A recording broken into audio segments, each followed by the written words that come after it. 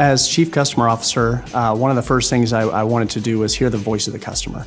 And as I think through the journey of organizing and structuring ourselves in a way that serves our customers the best, we really kind of broke it down between listening, organizing, and serving. First of all, listening, the voice of the customer, I wanted to be involved in as many customer calls as I could to hear the good, the bad, and the ugly, to hear what we were doing well, where we could improve, and where we needed major work. The thing about listening is it comes in many different forms. It's not just the voice of the customer specifically on the phone.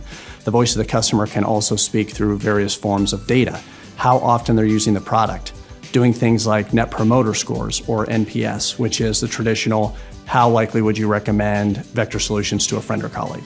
That data and that analysis informs so many decisions, and the comments are critical. One of the things that we found is that when customers communicate with us and talk to us, we have an opportunity to help and save them. When they start to go quiet, that's when we're in trouble. So we want to make sure that we're constantly reaching out, listening, and serving our customers the best possible way.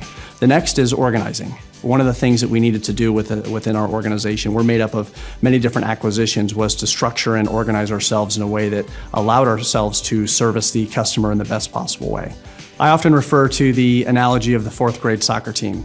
Everyone's out there trying as hard as they possibly can, but they're all chasing the same soccer ball and not being strategic or organized. And also, if you add more people to it, it doesn't necessarily mean that you're going to be more structured. Sometimes it makes it worse. And this is the same analogy that we have within our business as you grow. Having more than 30,000 customers, 30 million users, we can't possibly hire the amount of staff to make sure that we're servicing each customer one-on-one. So organizing ourselves through technology and process, doing things like creating a customer success organization focused on adoption and making sure that we are capturing effectively the voice of the customer, and doing things along the lines of customer care, which is essentially our support organization. But it goes so much more beyond support. It's really caring for the customer, listening, and making sure that we're serving them in the best possible way. And the last is around serving. Once you have all of the pieces together, this is a journey. There's never a destination. It's you get the things moving in the right direction, but it's a constant reframing, a constant listening, looking at the data, and understand where we're going, where we can service our customer in the best possible way. Communication is everything.